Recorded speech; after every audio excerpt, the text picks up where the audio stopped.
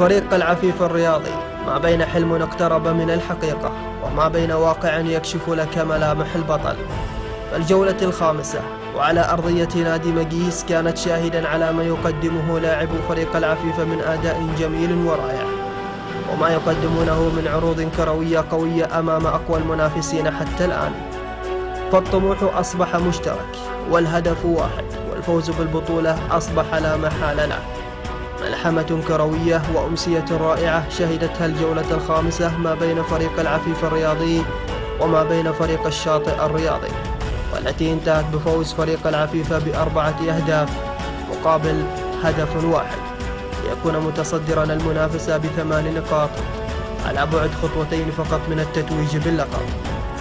انطلق الشوط الأول وعين كلا الفريقين على تحقيق الفوز وحصد النقاط الثلاث. بداية قوية لفريق الشاطئ، حيث أضاع العديد من الفرص الخطيرة بداية الشوط الأول، لكن سرعان ما استعاد فريق العفيف توازنه وهيبته على المستطيل الأخضر، لتكون قدم سالم بن سعيد المقبالي على الموعد في افتتاح التسجيل لفريق العفيف بتسديدة رائعة من خارج منطقة الجزاء تدرس في ملاعب كرة القدم، واضعا الكرة في الزاوية 90 على يسار الحارس، معلنا تقدم العفيف بالهدف الأول. استمرت إثارة الشوط الأول بإضاعة العديد من الفرص السانحة للتسجيل من لاعبي فريق العفيفة، تأتي بعدها صافرة الحكم معلنة نهاية الفصل الأول للمباراة.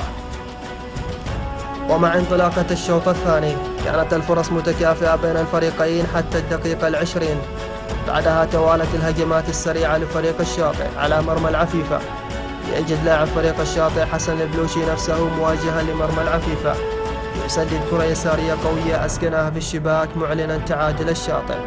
هدف التعادل منتصف الشوط الثاني زاد المباراة إثارة وحلاوة، فبعد التعادل توالت الصيحات والكلمات التشجيعية من الجماهير والجهاز الفني للاعبي فريق العفيفة، فالكرة ما زالت في الملعب ونهايتها بصافرة حكم.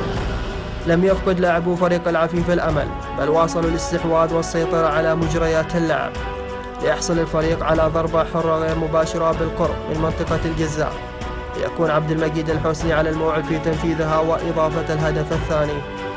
استمر هيجان الموج الأزرق على الشاطئ بهدف ثالث من إمضاء اللاعب سالم المقبالي نجم المباراة.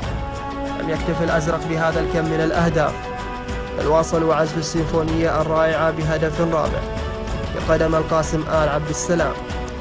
أداء بطولي ومشرف لرجال العفيف الذين أظهروا رغبتهم الكاملة بالتتويج باللقب.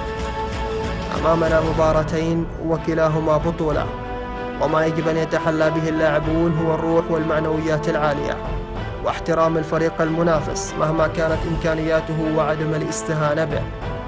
شكرا لجميع الجماهير الذين حضروا لمساندة الأزرق في تلك الأجواء الساخنة والرطوبة العالية، وما هذا إلا دليل حبهم وعشقهم للفريق.